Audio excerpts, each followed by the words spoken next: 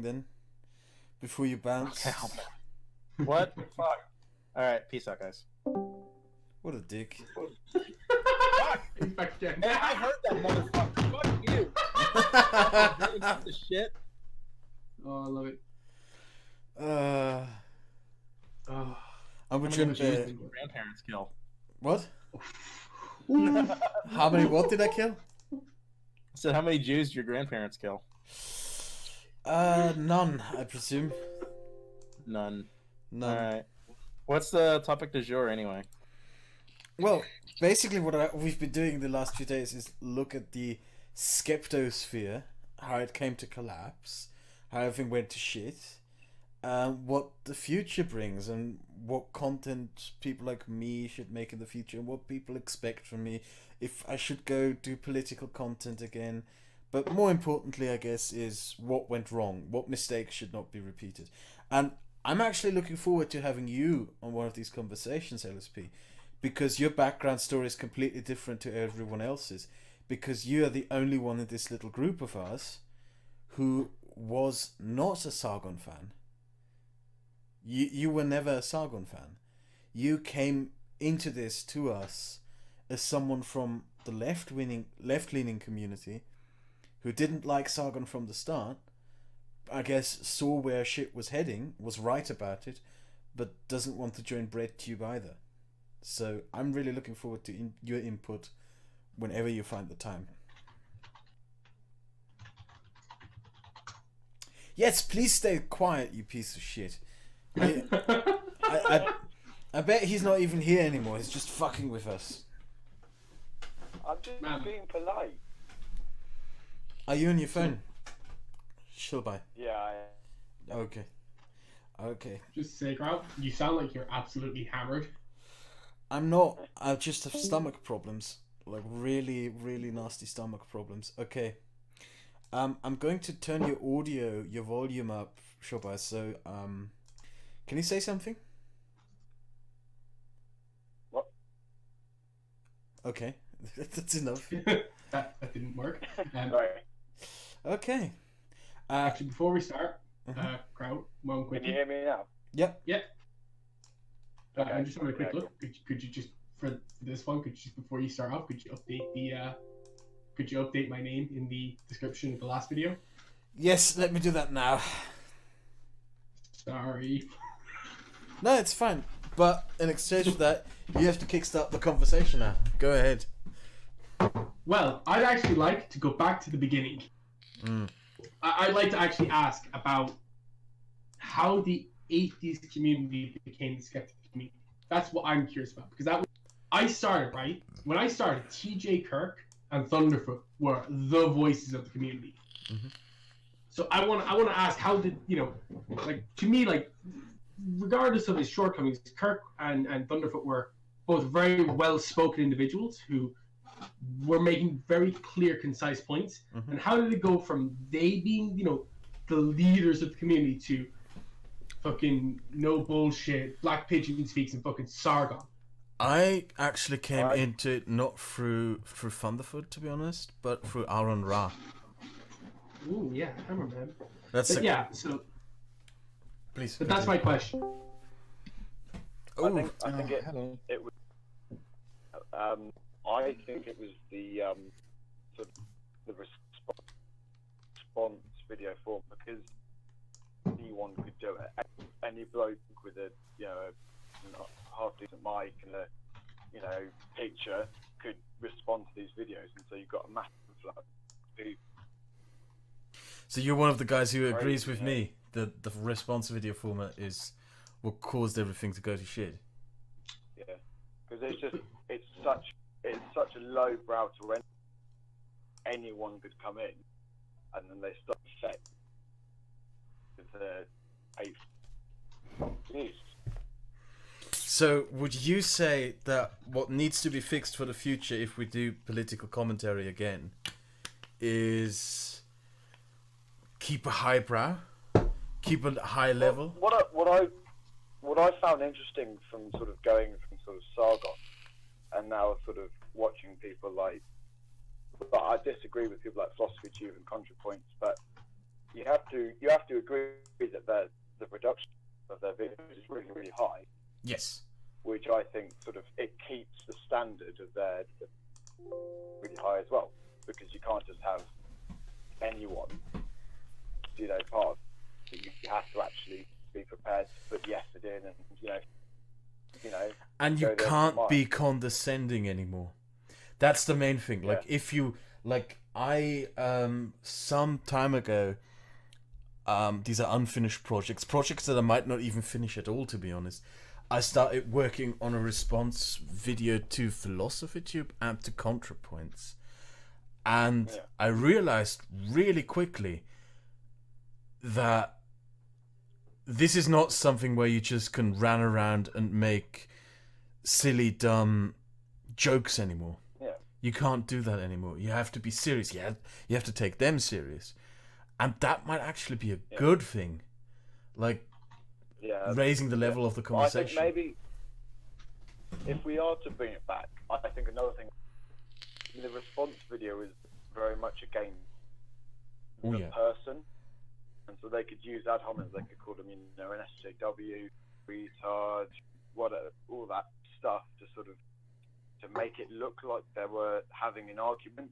In reality, all they were doing was just calling them names and then walking away like they won the argument. And I think it'd be a lot better, like when Philosophy made it about Antifa, the old Skeptic made a video calling an SJW in that instant. I think now we should make a video about political violence and its consequences for the wider society and why it's detrimental in a very well-sourced video. Stupid an SJW, because that doesn't help anyone.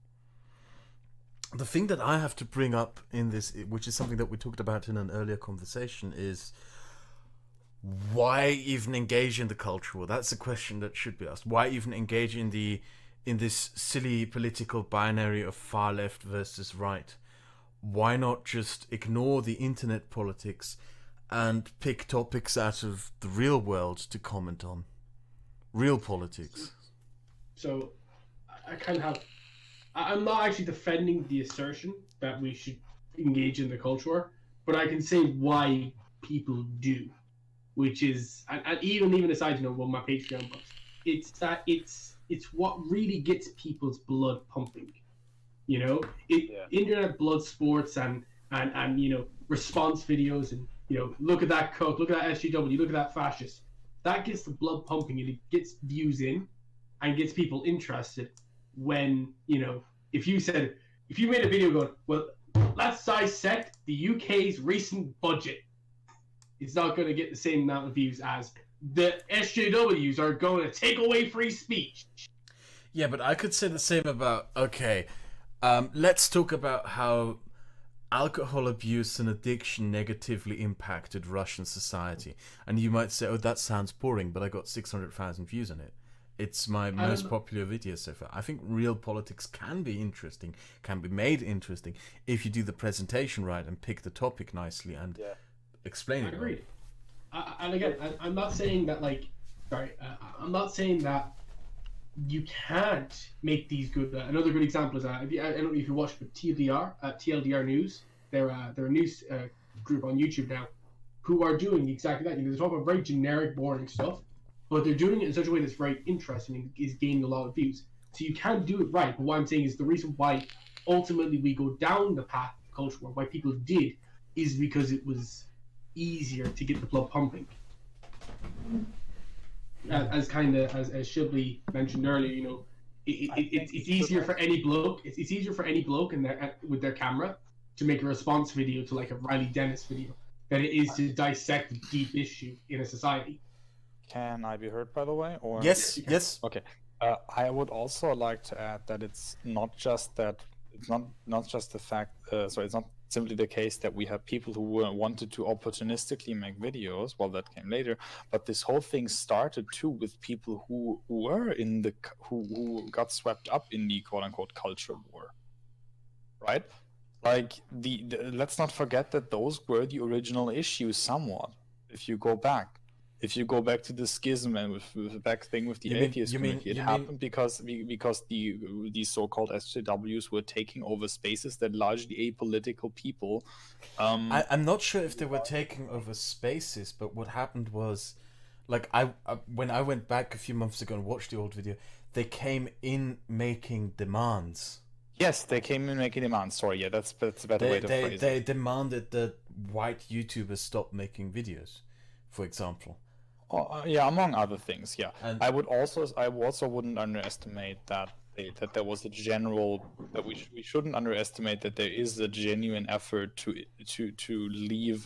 rule over media, and culture. It's a general social. It used to be one. I've experienced this very often, that there are people who don't make content themselves, right? Or have very little viewers who see you and your bigger channel, and then the thing they try to do is somehow gain a semblance of control over you. And I think that played a big role in this. People, like, it's not just a political thing. Like, I'm trying to see how maybe it was also some of, the spiteful, petty, personal stuff, the individual motives behind people, because most motivations that people have are not pure, if we're being honest. Most people are not always driven by pure motivations, but by cynical, sleazy shit. It's certainly the case for our community. A lot of people started making videos just to get patron bucks, telling people that feminism poo-poo. I'm pretty sure that was the case there as well. Oh yeah, no. That certainly is still the case. I was just going to try to point out that it was headed into a certain direction, right? It's not like, oh, we are all culture warring now because we found out that it paid. No, they started culture warring, then they found out that it paid, and that's how the dynamic was, in my opinion. I'm actually inclined to agree with Sarcastic, and that's why that's kind of it ties back into because it paid, this makes it even harder, right? This incentivizes you even less, right? You started doing this, and now it pays. Why should you do anything else? It's not like you started doing this just because it paid. You started doing this anyway because you believed in it, or at least some people. That's why I suggest that we no longer monetize videos in which we give our political opinions. That may somewhat be practicable. That's another thing. The channels are supposed to exist on something based on something else, right? Not just opinion pieces. When I look at the old community, right, before the anti-SJW nonsense started up, right? What I noticed when I watched these videos is all these people, the literally very old skeptic YouTubers, brought qualifications with them. Aaron Ra was not an archaeologist. What is the word for it? Anthropologist? No. No. Anthropologist studies people. Religious anthropologist? No. Anthropologists study people. Archaeology of ancient creatures, not civilizations. Never mind. Well, he had academic credentials. Okay, so he was an archaeologist of some sort. Yes. Thunderfoot was a chemist. Is a chemist. Yeah. Potholder is a science journalist, and they all had qualifications with them. But as soon as the anti-SJW stuff started appearing, the people with the qualifications went under. You had this influx of people who had no other qualifications. Like, they couldn't make any videos about any other topics. The only thing they could talk about was how feminism is poo-poo. That's the only thing they could say, because they had no other qualifications. Like, I can make a history video. At this point, I'm no longer just a hobby historian, I'm a published historian. I can actually present a history video. But take, for example, a no bullshit. Do you think that guy could make a video about anything else other than feminism is poo-poo? Well, leftist poo-poo. So I'd like to actually make a point, though. You mentioned earlier about the earliest kind of atheist skeptics, but and I get the men you suggested are good cases of, by and large, these were very well-educated people, but at the same time, they also have people who weren't, formally educated, like, as I said, T.J. Kirk, right? The amazing atheist who, as far as I know, didn't even finish secondary school. So, I forgot about him was because more I didn't watch him that much in the old days. Sorry. Yeah, no, of course. But I think my point, my take home from it was more, it's not that these people were necessarily just, they had the piece of paper. It was that they were making the more educated points. But also, ultimately, they were still dunking on what was relatively obscure stuff. Now, again, the conundrum here is if I may, like I will admit now, we're all 4 Europeans here, questionable for Shibley, who are commenting on an American issue, but like ultimately they were taking on creationists who were not even recognized widely in America. And so moving on to SJW content makes sense because they were also not a widely recognized group, or at least a widely popular group. Well, it was sort of punching down at some point. It became punching down instead of punching up. Well, I wouldn't even call it punching down. It was more, it was obscure people making obscure arguments to obscure cases. And it wasn't just that. I need to bring this up. I remember that there was this brief phase, I think it was in 2009, if I'm not mistaken, or 2000. Yeah, I think it was in 2009, where for a period of 3 months, what they did was dunk on 9/11 truthers. Like they were very well capable of just switching the topic to something else, and including something else, of changing the lenses and taking on another issue. Yeah. They were effectively dunking on small time but still prevalent issues.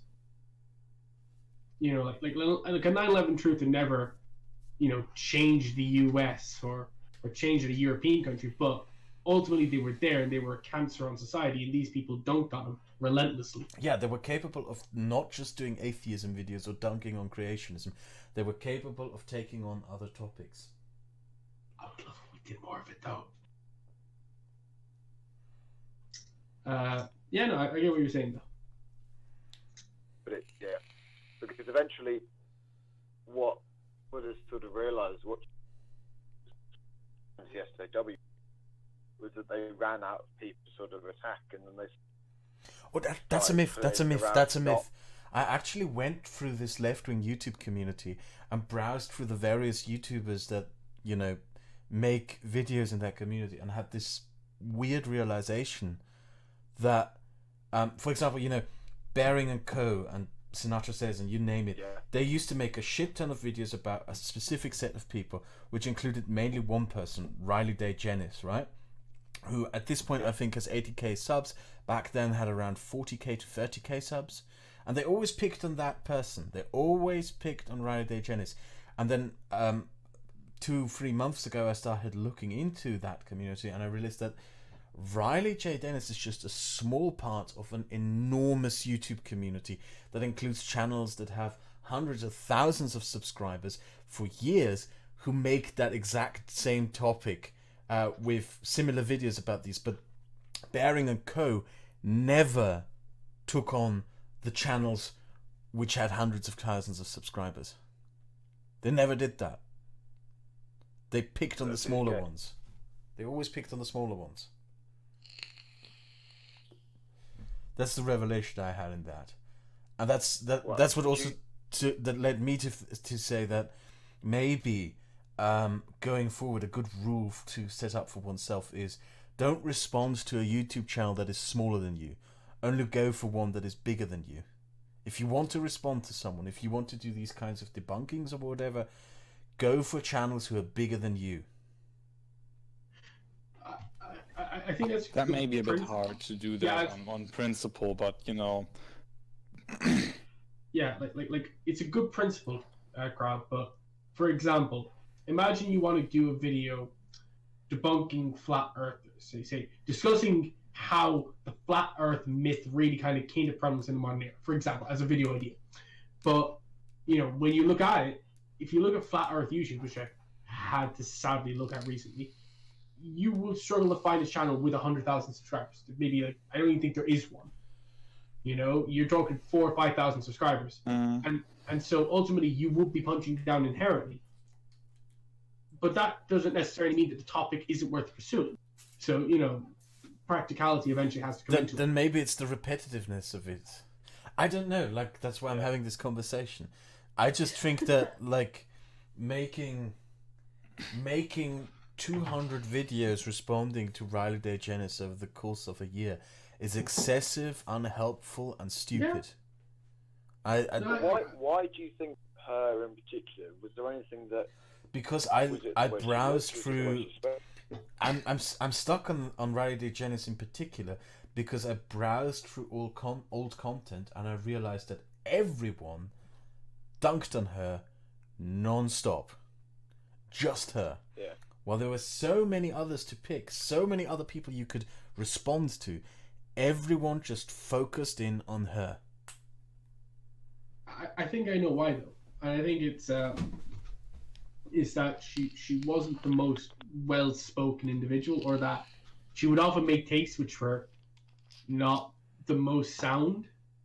And so when you make very inaccurate assertions, it becomes very easy to dunk on them, rather than, you know, if you will, you're trying to take the straw man rather than the steel man. Okay. True. Yeah, maybe response videos in general should be abandoned. Maybe a way to respond to... Sorry, please. Response videos are just, they're not...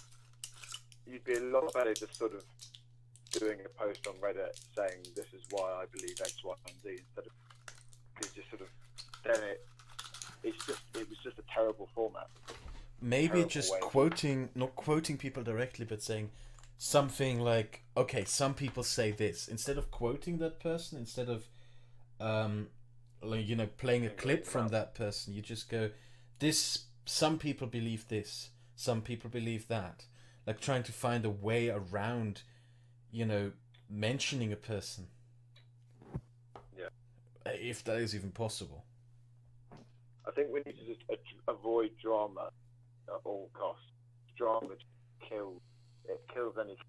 It's sort of every community that is drama, it just dies, and we just can't afford to have that kind of drama that we get in this potential one. I can only tell you from my personal experience that as soon as you engage and work with other content creators, drama becomes almost unavoidable. I've never done that. So. Look, someone will always kick off. Although, I think it's another part of it about, you know, the reason why reaction videos should be dropped. Okay, I'd like to kind of take it a step further. Actually, is you know, the idea of like, it's hard for somebody who isn't going to put the effort in for high production stuff to monetize something that isn't just clickbaity or dramatic. You know, like I threw something there into the chat, you know, fucking meme about Black Pigeon speaks, but it captures the issue of, you know, if we try our best to just market everything as, well, this is the end of the world, then it's easier to get people to click on that than it is just to go, well, here's a particular policy. I am not doing clickbait. I'm being very honest with myself. No, exactly. No. I'm not the same to you. I'm saying no. I'm not saying this in a defensive manner. I'm saying the idea that clickbait is the only thing that will gain you success on YouTube is a lie. Well, no, I qualified it with the people who won't put the effort in for high production value. Consistent quality is the best guarantor for success. Consistent high quality. Agreed. That's probably it. High quality. Because if we're being honest, the content that the Skeptosphere produced over the course of its last 2 years was low quality, by and large. Yeah. I mean, going back to sort of spreadsheet, the stuff they put on could be done by a professional sort of company, you know. Yeah. You know, it could be a comedy skit if it was. and you sort of, I think you've got to have enjoyment apart from the political stuff to really that big audience that they seem to have get. But it's not just the presentation. What I mean with quality is not just the presentation, it's the content itself. For my current video project on Turkish history, I had to read 4 books, which unfortunately I can't find my citation notebook, but you know, if you can see, you notice when someone makes a video and it is an educated video, a video that has good information and good narration, you notice it when that is being done, when a person is educated. And I find that to be just as much part of the quality of a video, not just the presentation, the animations and whatever else, or the acting, the camera angles, the lighting, blah blah blah. No, the quality of the information being brought forward. Of course. So yeah, this is true. I suppose that's, you know, if there is to be this liberal centre, you know, the Novo Iron Front, then it has to be one that's based on, you know, winning the. And I know Ruben has fucking ruined this term, but you know, we have to win the battle for ideas. No, we don't. I don't think we do. I think we need. To put it out there. Yeah, exactly. We need to fight the battle for ideas. I think we have to completely abandon this entire Sargonite rhetoric of the culture war. We're not fighting. We're not in a war. We're not in a battle. We're just idiots who spout their opinions. With too much time to themselves. Exactly, and that's how we should say. We abandon the cultural narrative. Just leave the idea behind, this toxic idea that we are somehow fighting an important cause. No, we're not. We are having fun. We should have fun doing this. Giving out our opinions, having conversations, talking about we should see this as fun. Not as a life and death matter, not as a civilizational struggle, not as something that our lives depend on. No, it should be entertaining for us just as much as for the audience. Yeah. I actually like that. I actually really like that proposal of kind of not taking themselves too seriously. Yeah, we're here. We're here to make a point, sure, but we're here to have fun at the end of the day. I think people overvalue sort of what actually was happening. You know, it was actually just a bunch of random screaming at each other, and it really, I very much doubt it caused Trump to be elected. Yeah, I doubt that too. I think that they were going to happen regardless, unfortunately. So yeah, so I think people that you're, you know, the next Margaret Thatcher or whatever, and just accept that you're some random guy to avoid. I feel this on a very deep level because you know, in Ireland I've been caught up in local radical politics for a long time, and this is something that I've noticed is, you know, you have this like recently there's been this protest over the idea of introducing a hate speech law in Ireland.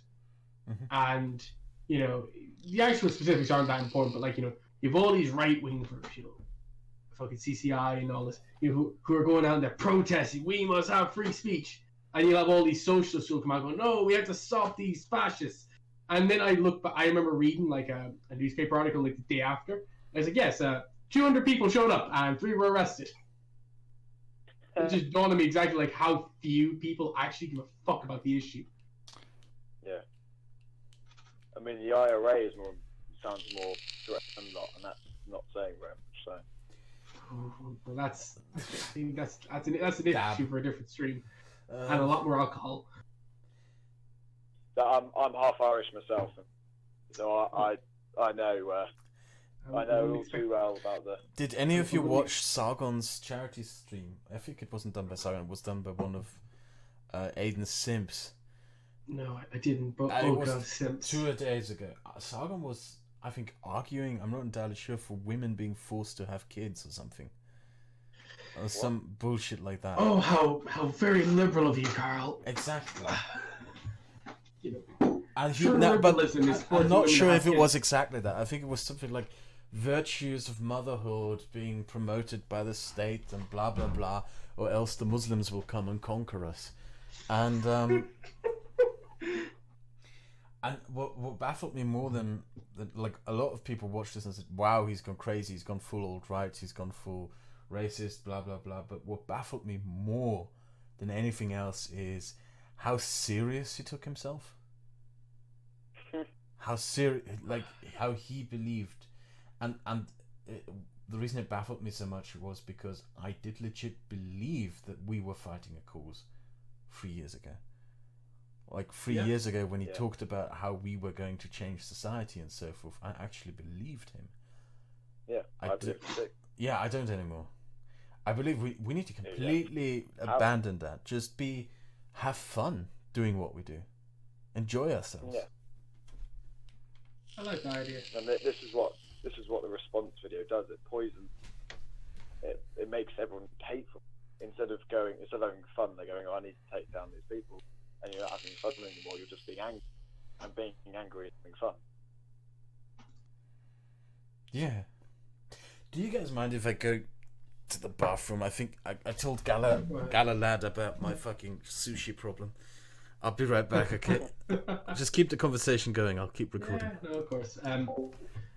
Oh Lord. Well, yeah. To not derail this into talk about the IRA. I have a question for you then. Should we? So when did you get involved in the whole community? Pardon? You know, you obviously you were. Oh, not the IRA community. Sorry. No. I was like, I was saying it was the skeptic community. When did you get involved? Well, it was like, I think I remember sort of back in 2016 when I was much, like, this was about the migrant crisis. No, so it's early. And I remember starting to watch the videos. I think it's Sargon and other people. And I started going, "Aha, feminists, aha, you know, immigration." And I, looking back on it, I had an argument with my teacher about, it was after the Paris, about why we shouldn't have any immigrants, like, point blank. And looking back, Jesus Christ, this is what the community, I don't know. But then I sort of, after Trump, I got away, and then I started, out of curiosity, I started what people like from BreadTube, and I don't agree with them, but at the same time they're quite fun to watch, and that sort of made me realise that last bit of Steve sort of went away, and now and then I came and found Kraut through his sort of Bulls videos. So here I am now. Fair. Yeah. So it's been a bit of a journey, but hopefully I can. Well, I'm thinking about making a YouTube channel, so hopefully join the sort of liberal sphere and help, continue the. Yeah, I get that. Ideas, if you know what I mean. Yeah, I feel it. Well, I'd like to ask Castic actually, because Castic, me and you've been talking for a long, long time. I've never actually asked you that question. How did you get involved in all this? Castic? Our German friend. No, hang on. Was I muted? Can you hear me now? Yes, we can hear you now. All right, cool. I thought I was muted before, and then I thought I muted myself, but I must have lost track. Okay. I actually got involved into all of this virtually exclusively as a spectator during the whole Gamergate stuff, 2014, 2015. Yeah. Pretty much. The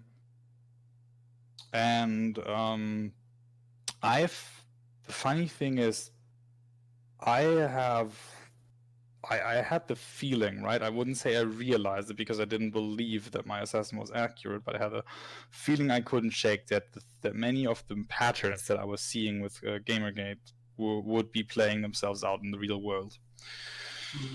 I didn't expect how right I would be about that, and I think what I and looking back at it, it was kind of obvious because it was centered around you know, a lot of patterns that happen with media in general and with the internet. So maybe that is simply just the cultural factor. Maybe it's just the internet and mass communication running its course. And when I started, I mean, yeah, and politically, I would say, yeah, the whole migrant crisis, although I had my, I never changed my assessment of that. I was of the opinion from the very beginning, like the moment it was announced, oh yeah, no, we're taking X many people. I had been following the whole debacle in Libya, right? And I was wondering, okay, migrant plan when? But this was actually even earlier, before I got involved in that whole, you know, skeptic community and stuff thing. When did Gaddafi fall? When was that? Yeah, it was 2014 or so. 2014? I thought it was earlier. Oh well. Anyway, no, but back then I was like, okay, we have all these people coming in from Africa. It's not going to lessen. I looked at some of the causes. Maybe you should have a plan. You know, maybe you should. Maybe your solution shouldn't be, oh, let's just hope that enough of them drown in the Mediterranean that they're not going to come, right? Yeah. And we'll let Greece deal with the rest. I mean, come on, that was literally the plan. Or why else do you think they ended Mare Nostrum? Can someone explain that to me? I don't know what we're talking about. I just came back. Sorry, I was asking everyone how everyone got to there, how everyone became a member of the community, how everyone kind of joined, how everyone got in. Yeah, and I was currently in the process of talking about that. And I would say when I really started paying real interest in it was when the whole thing with Bill C-16 around Jordan Peterson happened. And that's that thing, and then really it picked off with Weinstein. But also, I've always been more interested in that quote-unquote community than in the whole, like it started out with Sargon, right? But literally, as soon as I found Jordan Peterson through proxy with Sargon, it was just, oh, cool. Oh, and there's Brett Weinstein too later. Cool.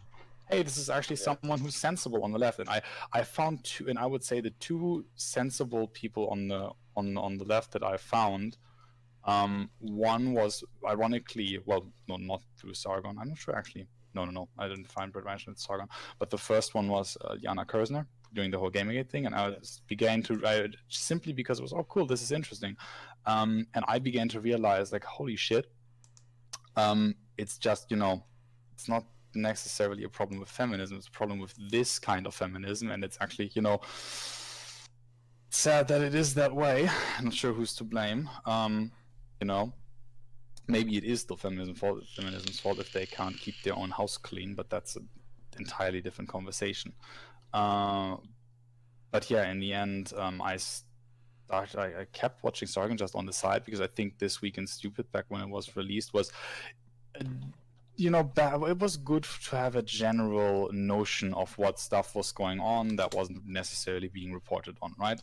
And most of the stuff, nothing would come of it, but there was this like 10 to 20%, right, that would then show up in the news months later or weeks later, and you'd already have a pretty good, idea of what was going on and could research it.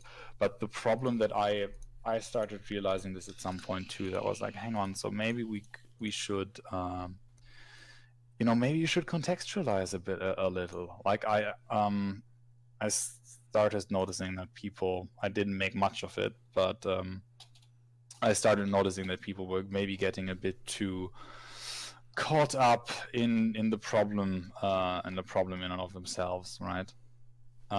Which is not to say that the problems didn't exist. Like, the thing is, I was within my circle of friends, I was the only one who was not shocked at Cologne. I was the only one who said, oh, didn't expect it to be that brazen and that soon, but oh well. That was like I remember having literally seen people's jaws drop when I explained, oh no, this is perfectly normal. It's called a fucking taharush, and then explaining it. Oh yeah, no, this has been going on in Egypt for ages.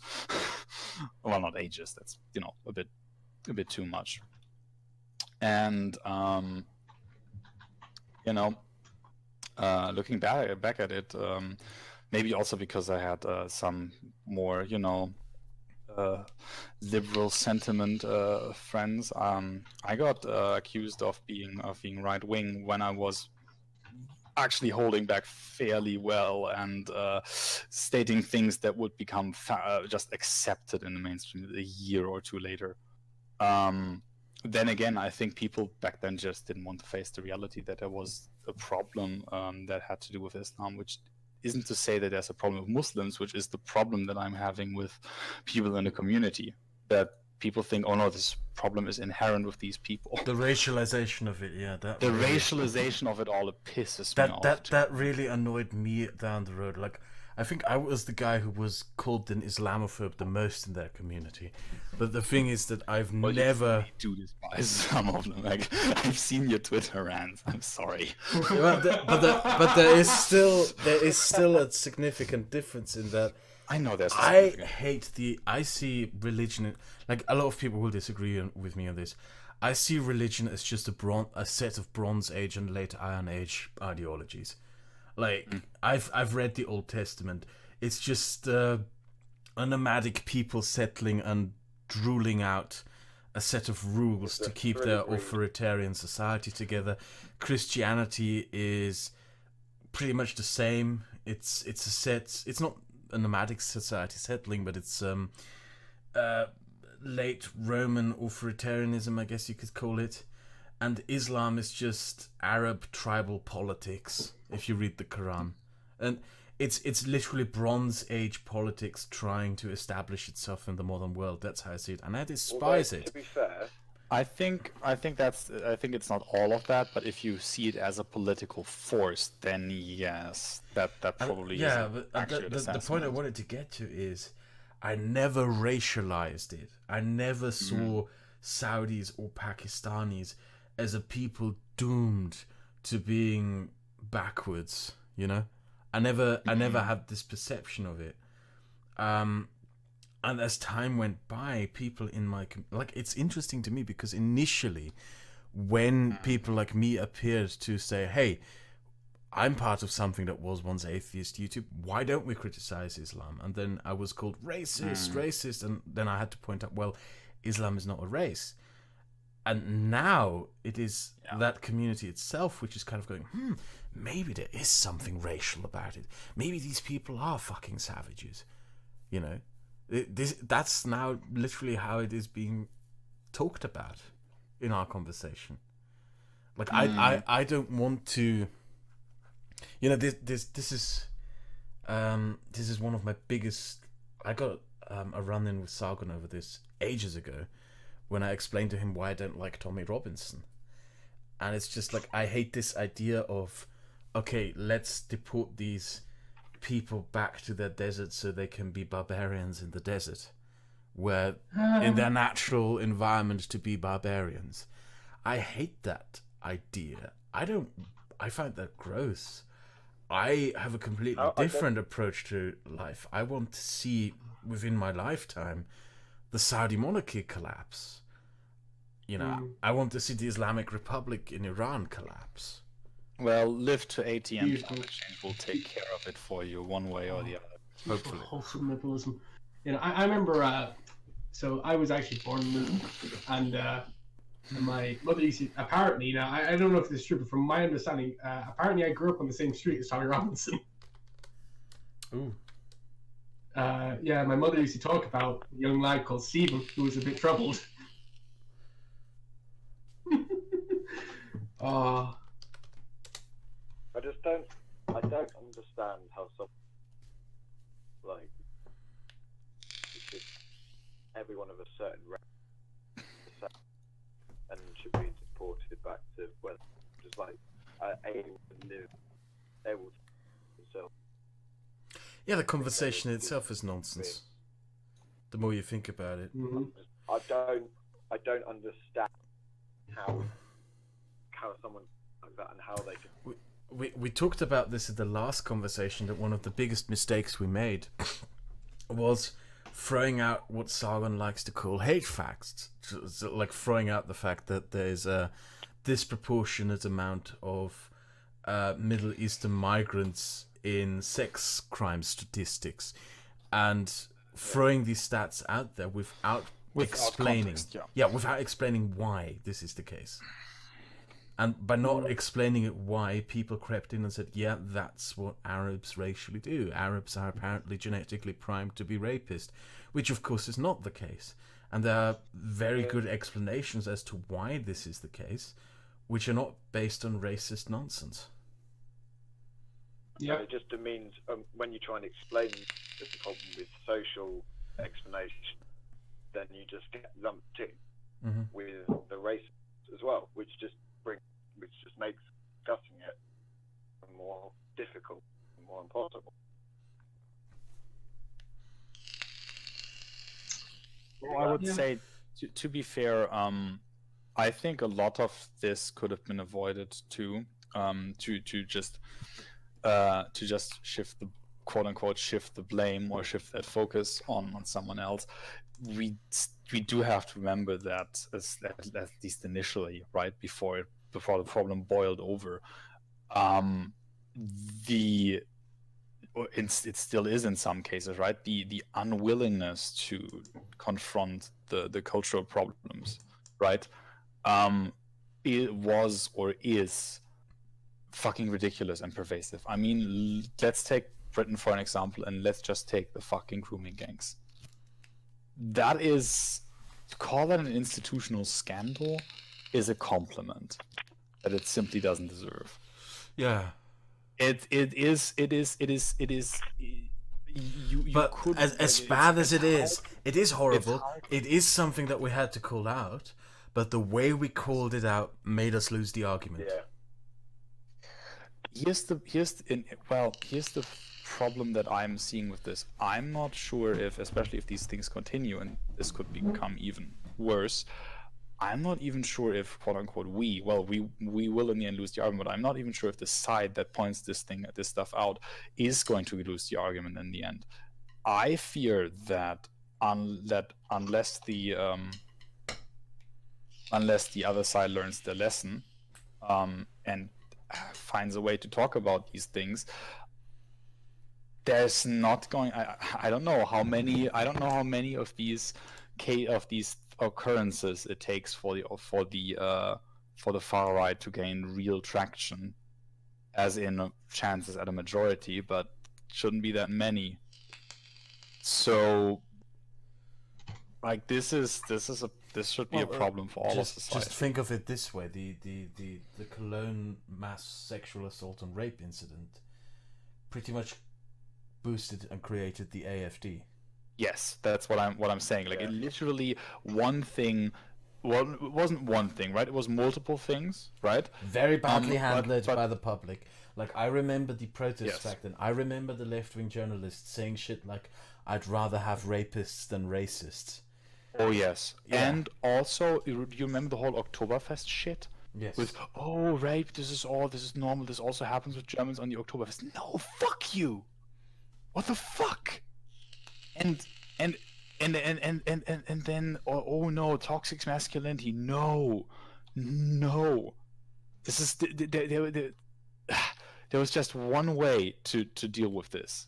To have an honest conversation about conversation about how women are seen and treated in conservative Islamic societies. Yes, that would have been the conversation to have. Yes, that would have been a conversation to have. Well, also another conversation that would have had to be had is how we handled the whole thing with the refugee crisis, in the sense that I never understood, right, how we didn't radically close the borders earlier, and instead of letting in more single men, just the lucky ones that are here, you get to get your families. We'll fly them in. Just demographically, that would have made much more sense. I don't know what the fuck we There's were a thinking. lot in Especially that since conversation. There's a I lot. think Since people were apparently thinking, oh no, maybe some of these people will stay. Hey, labor pool. I'm like, yeah, maybe get families too. respectfully, I think we are kind of derivating away from. Oh yeah, we're right. It's a conversation, right? And look, you know, if we all want to get Another drunk time. and have a discussion about that another time, I'm all for it. But Hang on. We- Am I we- the only one who's drunk here? I'm sober. I like to have I'm my not conversation drunk. sober. I'm not drunk. I'm mildly buzzed. We will have this conversation again because all the ISIS fighters escaped from the prisons in northern Syria, and God knows where they are now. Oh, for fuck's sake. That is definitely a conversation for another day. Yeah. But we're bringing it back. Unless you want to just kind of just move on to different topics. Let's talk about something less controversial. Let's talk about black people. Related to what? Let's talk about the Jews.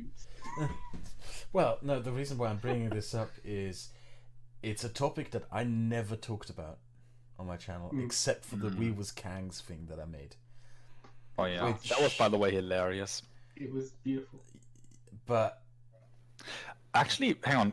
That We Was Kang thing was almost prophetic in a sense. If you look at the anti-Semitist incidents that happened in New York and stuff, when you realize that this wasn't just benign in the end. But the point that I wanted to get to is race relations is also what in the end sunk me, got me cancelled. Because when I made my videos on the alt-right, I made the decision, okay, I'm not going to go after the Holocaust denial bullshit or the anti-Semitic conspiracy theories. I want to go for the jugular, which is, let's be honest, the idea that we are racially separate species is dumb. it's the foundation of the alt-right belief system. Again, I repeat myself. Yeah.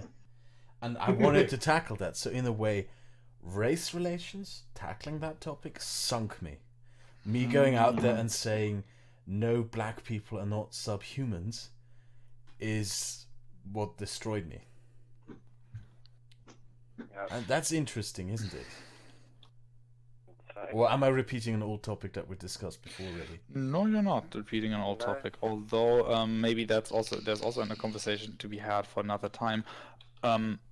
I also do think that the way the videos had, like, it would have been a hard topic to tackle anyway. I'm not sure if the outcome would have been much different, but I think there were weaknesses in the videos. Yes.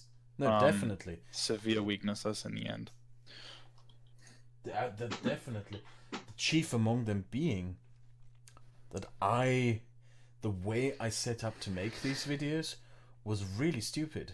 I basically gathered together people from my servers who, like, I asked around for people who were biologists. I gathered them together. And the way I made the videos was, okay, explain this topic to me. And then I recorded the conversations I had with them, wrote notes off, and then wrote a script out of these notes. And that, of course, works if you're attending a university lecture. Doesn't work, like, for YouTube videos. you've got Doesn't work. sources, books. Yeah, I think just the caliber of knowledge and of just profession that would have been necessary for Yeah, that's the thing. When I look back, I always think that it would have been better if I would have just uploaded these hour-long conversations with the biologists. Maybe in the future, this is actually the best way to go forward. Is, you know, less making videos, maybe like a live stream, just hot takes. Don't and then pretend to be an when- expert. If you get actual experts on the topic, let the expert speak. Yeah. Absolutely. Like that. I mean, the alt-right is dead. Like one of their, I don't know if you noticed when I uploaded yesterday's conversation, one of the little alt-right dipshits, a guy called Le Plerume, who posted my docs all over the place and bullshit like that, he turned up in the chat, and I instantly banned him because fuck him. I'm not interested in having these people around anymore. And it used to be when you banned an alt-righter or something like that, they were able to raise hell. They can't anymore. Nobody cares anymore. Because most free speech. Well, they also have no social clout anymore, so it's it's in a way unfortunate that we failed to put the liberal case against the alt-right out there, and that it was the left that came in to finish off the alt-right, but also the alt-right themselves to a degree. I was gonna say that like the alt-right really did themselves in the end. That's as you mentioned before, Kraut, they are as much their own worst enemies as anything else. Because they're such toxic assholes. Although we should not confuse the alt-right being gone with alt-right ideas being gone. That would be dangerous. Oh no, they're still around. Like the thing that, in my opinion, started all of this was Stefan Molyneux. He was the first YouTuber back in 2013, 2012, who started talking about, maybe black people are racially inferior. Maybe there is a biology explanation for why. Yes. He's still at it though, isn't he? Yeah, he is. I remember like the last time I've seen him do anything was just him like he goes around and he quote tweets people and he just repeats like Jewish last names as his entire tweet, as if this proves literally anything about anything at all. Yeah. No, I really do blame him for a lot of it. I have one thing though. Why are the alt-right always just like? Why did he always seem to be just the lowest scum of society? They're never just like, oh, let me be Joe Blow working man who, his worst sin is he drinks a bit too much on a Saturday night. It's always like they end up being like wife beaters or some like terrible thing. Well, maybe the ideology is so attracts the top. I just cracked 60,000 subscribers. Maybe by the they'd way. rather externalize the issues than internalize them. That's true. It could also be that as Comically common. I think as well, Shilbury kind of. I think he actually counts in there. I'd like to kind of. I think it's actually hitting it there. Is they are. They're picking a very select group of people. They try to pick people who are ostracized in society. White men, white Christians who are ostracized in society, but the fact young also that's also yes, of course, but that's what I'm getting. They pick these people, but they're picking the ostracized people, even when sometimes these people were ostracized for a good reason.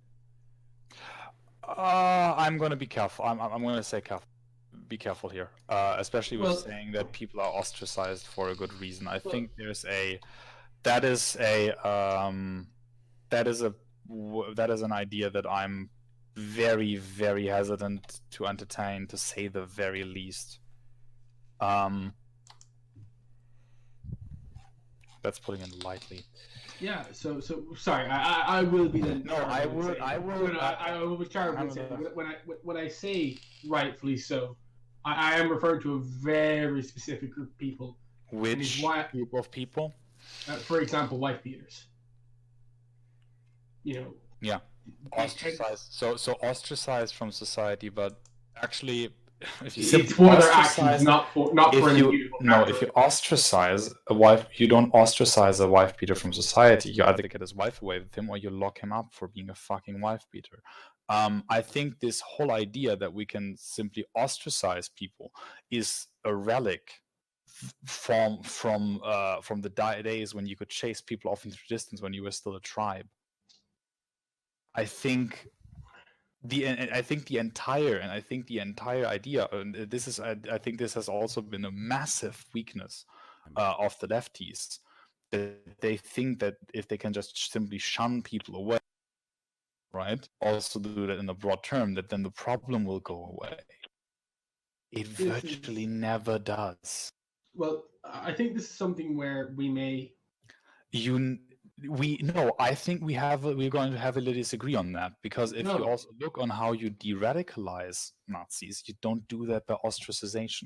No, I was going to say I'm not going to press this issue on the stream, but maybe in the future, we certainly. me and you may just sit down and have a chat about this, because Yes. I think we're coming at this from two very different angles, and right now this is not the forum to have that discussion. Drop that. We can have that topic another. We can have that conversation. Yeah, absolutely, in the future. Sorry, now, Kraut, for completely derailing your conversation again. No, I'm listening. I'm listening to you. Let's talk about the skeptics and have a good old bitch for ourselves. Why? Well, no. It's good for the soul to have a bitch every now and then. No, but I'd like to ask, where is the skeptics community now? Like, obviously they've ran for the wing. Oh, it's gone. There's nothing left. There is nothing left. So then, what would you call Kraut's boy? Not Kraut, fucking Sargon's boys now. I don't know, right wing. He already called them the Sargonites. Yeah. I mean, it's basically held together by Sargon. Right? Like Sargon is the community. Yeah. Like that. Come on, face the reality. It's like North Korea. It's like North Korea. No, it's not like North Korea. All here, our supreme leader, Kim Jong-un. I also think. Then, like, I had a very long conversation with Griffiths about this, and Griffiths also observed, for example, how Armored Skeptic and Shoe'n'Head are now trying to bundle up with the ContraPoints community, how others like some black guy and Chris Reagan are trying to be pure gaming YouTubers. People just tried to I can't talk shit about Shoe'n'Head because I was kind of bullied into making peace with her by some of my left-wing friends. She's helping us get Bernie Sanders elected. Leave her alone. But anyway, like Chris Reagan and some black guy. But some black guy is a very talented musician, actually. If you don't know, and knows a lot about metal music. So he has a way to get out of all of this nonsense, and more power to him for it. Chris Reagan can focus on gaming, and more power to him for it. Like those two people never fucked anyone over, never did anyone in bad. They're genuinely nice people. So like when it comes to the remnants of this community, there's a lot of people who got out of it are now having success with other things, and I wish them all the best. I really do. Mm-hmm. I still watch Chris Reagan, and like he's genuinely doing well and stuff. Enjoy what he's doing. It's not just, I hope he succeeds in what he's doing. I wish him all the success. Same with some black guy. Yeah. Then there are people who just came out as conservative, which is also okay. The people who I really have a problem with are the shifting ones. And you know what I mean with that. The people who just...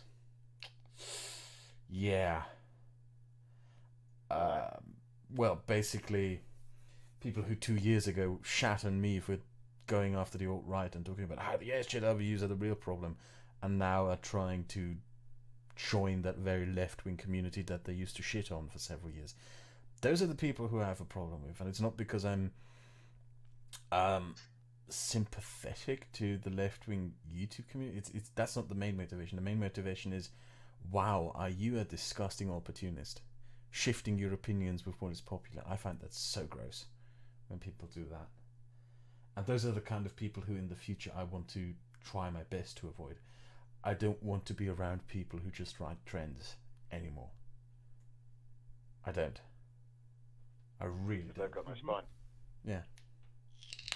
I believe those are genuinely the most dangerous people to any community on YouTube. The people who just constantly talk to you while having a knife hidden behind your back. You know, people who see this mainly as a popularity contest rather than a contest of ideas. That was a bit of a dark note, I guess. Nobody has anything to say. Look, But it's true. You know how I don't think that there are very like Marxist. There's no way they did that. Yeah. To have something so like radically, it's just nuts. Principled people. I like principled people. People who don't change their opinions with what is popular, and those are rare to come by in our day and age. Rare, which is sad, but Yeah, 100%. I think that's what we have to build on now. It's difficult being sort of the only person. Yeah, but if they do it, they truly are a really good person. I will talk to you guys if I ever make a political video again, for your advice on it. If I make, Sure. if I put my opinion out there, if I respond to someone, I will have to ask your advice. Although I really like what you're doing now. Oh yeah, I'm not going to stop doing what I'm doing right now. I think what I'm doing right now is important. Yeah. I will Well, do. as far as I can see, I sort of the way I actually was sort of migrated after brains for breakfast unfortunately passed away. I sort of picked up the slack as it were, and have you're a spiritual success. But I see that anyway. That's my personal. I don't like that term, but I think I always loved about Brain for Breakfast that it was objective, and yeah, that's what I loved.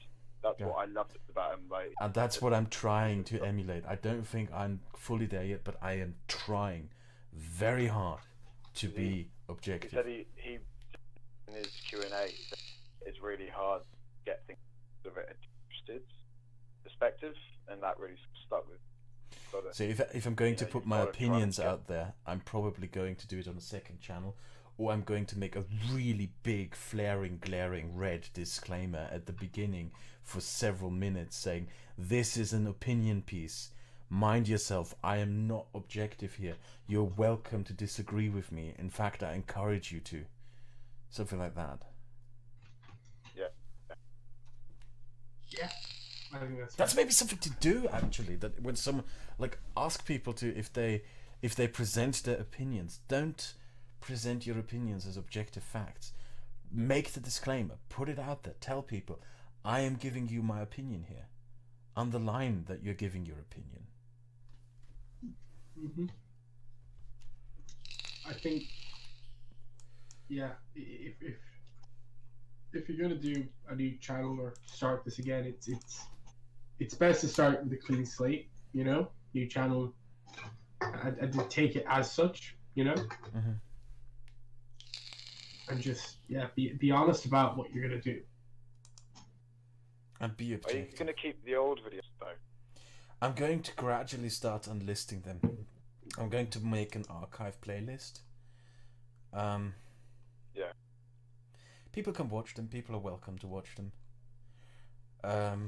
But by and large, I kind of wanna start a new page. Yeah.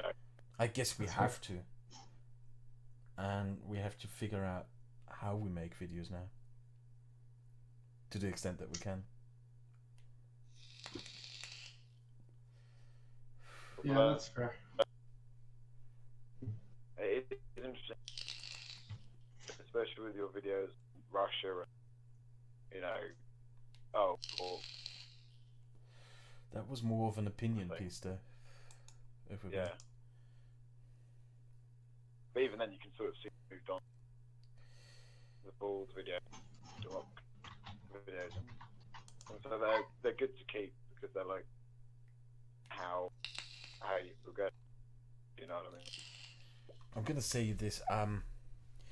There is a video that I might work on in a few months' time where I'm going to criticize ContraPoints and Philosophy Tube, and I might enlist your guys' help in this, and some others, to try to ensure that my criticism is objective. That it isn't Yeah. just me expressing an opinion, a critical opinion, saying like I disagree with you because I am of a different opinion, but just I believe the facts you present, that what you present is can be objectively interpreted as wrong. Don't know if I'm putting that out right now, but there is. I'm thinking of something to do in the future where I might be grateful if you could help me out a little bit. Well, happy to. I'm going to interact more with my community too. So it's gonna be. I'm looking forward to working with people. Really am. Glad to hear. Well, when the time comes, I'm happy to be there. You know. I'm looking forward to the future. Like, no matter what it will be, maybe I will completely give up the politics thing. Maybe I will go make some opinion pieces again. But I'm looking forward to whatever comes next, whatever I may do. Maybe I'll become a Minecraft streamer.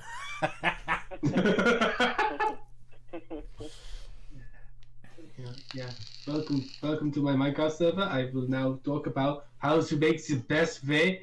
How is the best way to make the beautiful home? But if I critique people, this is something important to bring up. There needs to be balance in. You know, I can't just go like. One of the big things that went wrong with Sargon's community is that everyone was constantly bashing the left. No, there needs to be balance. Like, I've heard this from a lot of people. The few left-wing subscribers that I recently gained, right? When I asked them why they subscribed to me, right? I don't want to call them SJWs anymore, but they were part of that community, and now I just refer to them as left-wing, right? When I ask these people, why are you subscribed to me now? Why do you watch me now? The response I always get is, because I can respect the fact that you would go after both the right and the left. And that is maybe something to establish. Something, you know, I wear that with pride when people bring that up. When they say, yes, you are one of the few people who was willing to apply his principles both ways. And that's maybe something to strive for if we genuinely manage to establish a new community of content creators. That kind of principle. Yeah, definitely. Yeah. Because we slip to the right to criticise. If everyone starts criticising the right, it's not cool and slowly slip into the right. Okay. That's a bit of a shorter one. I'm going to end the recording now, and then I'm going to go play some video games until I fall asleep. But if we do these again in the near future, right? Let's plan them. Let's plan out the topics beforehand and come into these streams with... Because I don't want to end up just non-stop repeating ourselves, okay? Sure. Cool. Okay. Then I wish you all a good night. I'll talk to you later. Great. Have a good one. Sure. Bye. Look.